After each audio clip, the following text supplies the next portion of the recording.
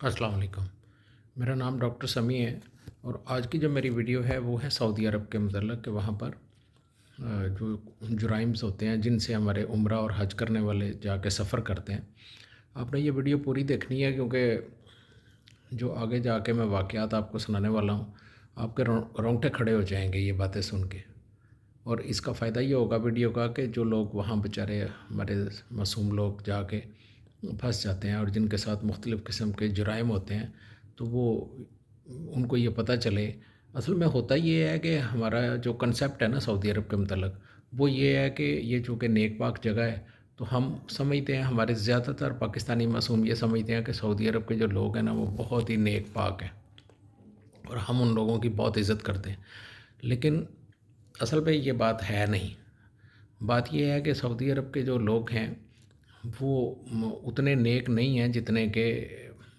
हम हमारे ज़हनों में उनके मतलब पाया जाता है। अच्छा, सऊदी अरब का भी अजीब हिसाब है कि वहाँ पर जो मक्का के लोग हैं ना वो बहुत ज़्यादा जुराइम में मुलव्वस हैं और मदीना के लोग जो हैं ना वो वहाँ पर जुराइम की परसेंटेज बहुत कम है। तो आपने ये वीडियो देखें और आपको ये पता चलेगा कि वहाँ के जुराइम से किस तरह बचना है। अच्छा, पहला जो जुर्म जो कि बहुत ही ख़तरनाक जुर्म है जिससे जिससे बहुत ज़्यादा फैमिली जो है वो अपसेट हो जाती हैं, वो है औरतों का अगवा। अच्छा, इसमें जो ज़्यादातर है ना वो टैक्सियों वाले मुलव्वस हैं और काले सऊदी इसमें बहुत मुलव्वस हैं। जो उनके दूसरे सफ़ेद सऊदी हैं, जो यंग लड़के हैं, वो भी बड़े मुलव्वस हैं, बद्दू बड़े मुलव्वस हैं।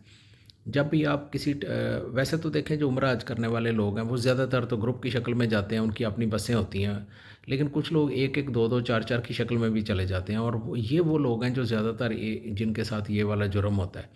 और ख़ास तौर पे नए शादीशुदा जोड़े जो मियाँ बीवी अक्सर उम्रा करने चले जाते हैं। और ये जो नए मियाँ बीवी होते हैं इनको सैर का बड़ा शौक़ होता है, ये इधर उधर निकल जाते हैं। ज़ियारतों पे तो सब लोग ही जाते हैं, लेकिन ये अक्सर टैक्सी वाले को कह के कि हमें इधर ले जाओ, इधर ले जाओ। उसके लिए जो सबसे पहला स्टेप है वो ये है कि जब भी टैक्सी में बैठने लगें, टैक्सी वाला आके आपके पास खड़ा हो, या अगर टैक्सी स्टैंड है आप वहाँ जाते हैं, तो जब आप टैक्सी वाले के साथ बात करें कि मैंने फ़लाँ जगह पे जाना है, तो आपने फ़ौरन उससे देख लेना है कि ये कहीं सऊदी तो नहीं है। आप उर्दू में बात करें उसके साथ। उर्दू में बात करेंगे, अगर उसको उर्दू आती है, बेशुमार पाकिस्तानी, इंडियन, बंगाली वहाँ पे टैक्सी चलाते हैं और हर चौथी पाँचवीं टैक्सी जो है वो पाकिस्तानी या इंडियन की होती है। आपने क्या करना है, उसके साथ उर्दू बोलनी है। अगर उसको उर्दू समझ आ गई है तो आप उसके साथ बैठें। अगर वो बड़ी आराम से आपको समझ आ जाएगी कि ये पाकिस्तानी या इंडियन है या बंगाली है, तो फिर तो ठीक है। अगर आपको फ़ौरन ही उसकी बातों से लगेगा, उसके लहजे से लगेगा कि ये बंदा जो है ये सऊदी है, तो आपने उससे माज़रत कर लेनी है। जब आप उससे पीछे हटेंगे ना, वो अक्सर बदतमीज़ी करेगा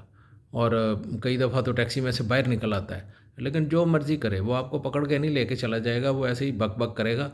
आपने उसके सऊदी के साथ नहीं बैठना आपने। वो आपसे कम पैसे लेगा। फ़र्ज़ करें किसी जगह जाने के लिए वो 100 रियाल बनता है ना, तो वो आपसे 50 रियाल माँगेगा, आप लालच में आ जाएँगे। आपने किसी सूरत सऊदी टैक्सी वाले के साथ बैठना ही नहीं। ये आपका पहला स्टेप है। और कोई भी अरबी स्पीकिंग, बेशक वो आपको मिस्री लग रहा हो, लेकिन आपने सऊदी टैक्सी वाले के साथ नहीं बैठना। जो मर्ज़ी हो जाए, जितना मर्ज़ी वो सस्ते पैसे आपसे ले। दूसरी जो एहतियात करनी है वो ये है कि आपने टैक्सी में बैठते वक़्त सबसे पहले पिछली सीट पे बैठना है। फ़र्ज़ करें 2 हैं, मियाँ बीवी हैं, तो दरवाज़ा वो पहले खुद खोले, खुद अंदर बैठे। उसके बाद अपनी बीवी को अंदर बिठाए। सेकंड बात, जब उतरने लगे तो फिर उस वक़्त क्या करें कि वो पहले बीवी को उतारे और फिर खुद उतरे। अच्छा, आजकल तो हर बंदे के पास जो है ना मोबाइल है, नेट वहाँ पे ऑन हुआ होता है, सिम लोगों ने ख़रीदी होती है। तो आप ना अपना जो मैप है ना उसको ज़रूर ऑन करें। मैप जो ही ऑन करें और देखें कि ये कहीं ये तो नहीं है कि आपको मक्का से बाहर लेके चला जा रहा है। आप अपनी मंज़िल की तरफ मैप ऑन कर लें और उसके साथ उसके फासला टाइम भी उस पे आ जाता है कि इतने टाइम में पहुंच जाएगा। अगर उसकी डायरेक्शन मक्का से बाहर की तरफ चली गई है, यानी वो आउट ऑफ मक्का जाना शुरू हो गया आपको लेके, तो आपको फ़ौरन समझ आ जाएगी कि ये किसी गलत जगह की तरफ लेके जा रहा है।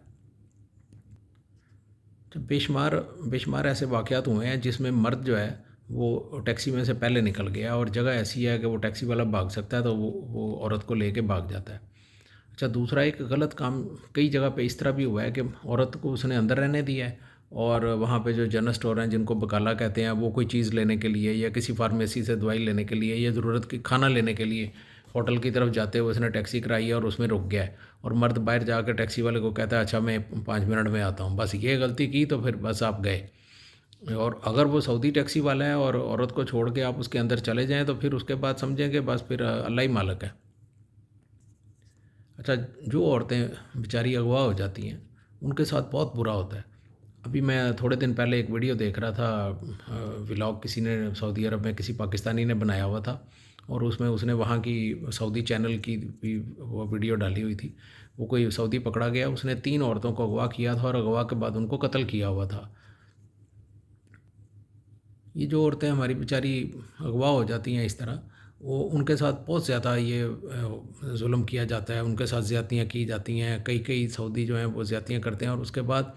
ان میں سے اکثر کو یا تو قتل کر دیا جاتا ہے، یا پھر ان بیچاریوں کے ساتھ جو ظلم ہوتا ہے ان کو ریگستانوں میں انہوں نے اپنے اڈے بنائے ہوئے ہیں، جس طرح ہمارے پنجاب میں ڈیرے ہوتے ہیں نا، اس طرح ان کے ڈیرے بنے ہوئے ہیں، اجاڑ جگہوں پہ ہوتے ہیں۔ وہاں کوئی پولیس ولیس نہیں جاتی، یا تو ان کو وہاں بڑا لمبے عرصے کے لیے قید کر دیتے ہیں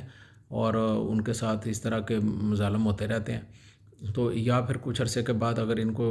پتہ لگے کہ بھئی میں نہیں سنبھال سکتا، میرے پاس جگہ نہیں ہے، تو ان کو 2-4 دن وہاں رکھنا، زیادتی کی اور اس کے بعد قتل کر دیا۔ اچھا، عجیب بات ہے کہ کتنا اسلامک کنٹری ہے، لیکن عورت جو ہے نا وہ ان سعودیوں کی بہت بڑی کمزوری ہے۔ اور میں آپ کو ایک بات بتاؤں کہ وہاں پر جو گھروں میں کام کرنے والی سرونٹس ہیں نا، فیمیل سرونٹس جس کو وہاں پہ خادمہ کہا جاتا ہے، ان کے ساتھ جو کچھ وہاں پہ ہو رہا ہے نا، اس کے اوپر ان کی تو میں پوری ایک ویڈیو بناؤں گا، چونکہ میں جب ایز اے سرجن وہاں کام کرتا تھا تو میرے پاس مختلف قسم کے واقعات ہوئے جس میں خادمائیں آئیں جن کو یہ لے کے آئے، اور ان کے وہ چونکہ اردو سپیکنگ ہوتی تھی تو وہ ہمارے ساتھ اردو میں وہ بات کر کے اپنی واقعات سناتی تھی کہ میرے ساتھ یہ ہوا، میرے ساتھ یہ ہوا۔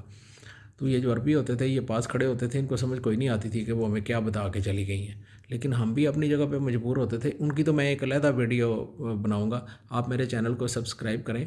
اور اگلی جو ویڈیو ہے وہ آپ تک خود بخود پہنچ جائے گی، جس میں ان کی سٹوریاں سناؤں گا کہ کس طرح جو خادمائیں ہیں ان کے ساتھ انہوں نے کیا کیا کیا وہاں پہ، اور کتنے کتنے لوگ ان کے ساتھ زیادتیاں کرتے رہے، اور وہ لگاتار زیادتیاں ہو ہی جا رہی ہوتی ہیں گھر میں۔ اور وہ پوری ایک ویڈیو ہے جو میں نیکسٹ آپ کو بتاؤں گا انشاءاللہ۔ اچھا، اگلی بات میں نے آپ کو یہ بتانی تھی کہ جیسے میں نے پہلے بتایا کہ مدینہ میں جرائم بہت کم ہے، اور وہاں کے جو لوگ ہیں نا، ایون وہاں پہ ینگ لوگ جو ہیں وہ بھی بڑی ہیلپ کرتے ہیں۔ میں ایک دفعہ اپنی وائف کے ساتھ جا رہا تھا تو ہم رستہ بھول گئے، تو میں نے میپ بھی آن کیا لیکن مجھے شام کا ٹائم تھا، کوئی سمجھ نہیں آئی، تو آوارہ سے 5-7 لڑکے بیٹھے تھے، میں ڈرتے ڈرتے ان کی طرف گیا، میں نے ان سے پوچھا حرم کا رستہ، تو اندر سے میں بڑا ڈرا ہوا تھا، میں نے کہا کہ بڑی آوارہ شکل کے لڑکے ہیں، لیکن ان کے جو آوارہ لڑکے بھی تھے نا، ان کا جو بیہیویئر تھا وہ ساتھ آیا میرے، اس نے گاڑی کے قریب آ کے بڑے طریقے سے بڑے پیار سے مجھے رستہ سمجھایا۔ لیکن اگر اسی طرح کے 4-5 آوارہ لڑکے ہوں اور آپ اکیلی بیوی کے ساتھ مکہ کے کسی مضافاتی علاقے میں آؤٹ آف مکہ کہیں آپ قابو آ جائیں تو بس پھر آپ کا اللہ ہی حافظ ہے۔ تو اس دن مجھے یہ بڑا تجربہ ہوا کہ جو مدینہ کے آوارہ سے لڑکے شکل سے نظر آ رہے تھے، نکریں پہنی ہوئی، اور وہ مکہ سے کافی دور مدینہ سے کافی دور بیٹھے ہوئے تھے کسی جگہ پہ، تو انہوں نے بھی ہمیں کچھ نہیں کہا۔ اچھا، دوسری جو خطرناک جگہ ہے نا وہ طائف ہے۔ طائف کے جو لڑکے ہیں نا، ینگ لڑکے، وہ تو انتہا درجے کے حرامی ہیں۔ گاڑیوں کو پتھر مارنا، وہ پتھر مارنے والا جو نبی کریم صلی اللہ علیہ وسلم کے ساتھ واقعہ ہے نا، وہ یقین کریں کہ اب وہاں جا کے سمجھ آتی ہے۔ طائف ہاسپٹل میں میرے کچھ دوست کام کر رہے تھے تو ان کے ساتھ بھی ملاقات ہوئی ایک دفعہ، طائف کا جو کافی بڑا ہاسپٹل ہے، تو انہوں نے بتایا کہ گاڑیوں کو پتھر مارنا، اور کھڑی گاڑیاں ہوں اس میں چیزیں پڑی ہوں، شیشے توڑ دینا ان کے پتھر مار مار کے، یہ ان کا بڑا مشغلہ ہے۔ اور طائف میں جو واقعات ہوتے ہیں وہاں عورتوں کے اغوا کے واقعات تو نہیں سننے میں آئے، لیکن وہاں پہ اگر آپ اکیلی گاڑی کسی اجاڑ جگہ پہ کھڑی کر کے چلے جائیں تو اس کے شیشے توڑنا، کبھی بھی اپنا لیپ ٹاپ اپنے بیگ جو ہے نا اپنے سیٹ پہ رکھ کے نہیں جانا، یہ بہت کامن ہے۔ ریاض سٹی جو ہے اس میں بھی بہت، لیکن جو عمرہ حج کرنے والے ہیں یہ ریاض کی طرف تو نہیں جاتے، لیکن وہ ان کے ساتھ جتنے واقعات ہوتے ہیں وہ طائف میں اور مکہ میں ہوتے ہیں۔ تو یہ بھی کام آپ نے نہیں کرنا کہ اپنا قیمتی سامان۔ اور دوسری جو بہت ضروری بات ہے وہ یہ ہے کہ کبھی بھی کسی بھی صورت میں عمرہ حج پہ جانے والے لوگوں کو میں یہ بتاؤں کہ آپ نے سعودی عرب میں جاتے وقت آپ نے کبھی بھی اپنا پاسپورٹ اپنے اس سامان میں نہیں رکھنا جو کہ ڈگی میں پڑا ہو یا گاڑی میں پڑا ہو۔ آپ نے اپنے پاسپورٹ کی اپنی جان سے زیادہ حفاظت کرنی ہے، اور آپ نے اس کو اپنے ہینڈ بیگ میں رکھنا ہے جو کہ آپ نے گلے میں لٹکایا ہو، اور یا اس کو اپنے احرام کے اندر کسی جگہ پہ، اور اس کی جو ہے نا آپ نے تصویریں بنا کے، خاص طور پہ اس کی جو فرنٹ پیج ہے اور اس کا جو ویزے والا پیج ہے نا، اس کی تصویریں بنا کے اپنے موبائل میں رکھنی ہے، اور اس کو اپنے واٹس اپ کر کے اپنے کسی نہ کسی ریلیٹیو کو پاکستان میں بھیجنی ہے وہ تصویریں، کیونکہ جب پاسپورٹ گم جاتا ہے، اللہ نہ کرے جب سامان چوری ہو جاتا ہے یا کہیں گم جاتا ہے یا کہیں گاڑی کا چھوٹا موٹا ایکسیڈنٹ ہو جاتا ہے، یہ بہت کامن ہے ایکسیڈنٹ وہاں پہ، تو اس وقت پھر یہ چیزیں بڑی کام آتی ہیں۔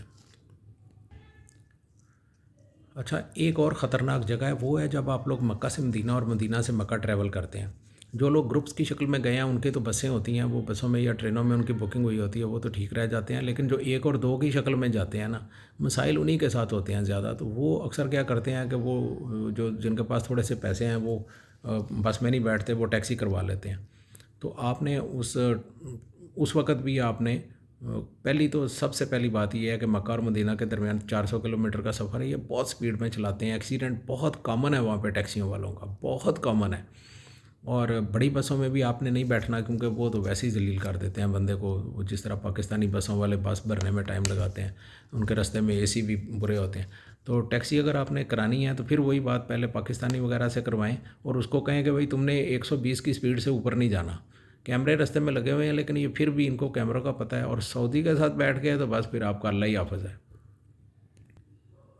اچھا، مکہ اور مدینہ کے درمیان اب چونکہ ٹرین چل گئی ہے، اس لیے جو ہی اب مکہ پہنچیں یا تو پاکستان سے ہی بکنگ لوگوں نے کروا لی ہوتی ہے، یا مکہ جا کے ان کی ایک ایپ ہے وہ ڈاؤن لوڈ کریں، اور اس کے بعد پھر آپ ٹرین کو پریفر کریں مدینہ جانے کے لیے، اور مدینہ سے مکہ واپس آنے کے لیے بھی ٹرین ہی کو پریفر کریں۔ بسوں اور ویگنوں کا سفر جو ہے نا وہ اس سے تو بچیں جتنا بچا جاتا ہے۔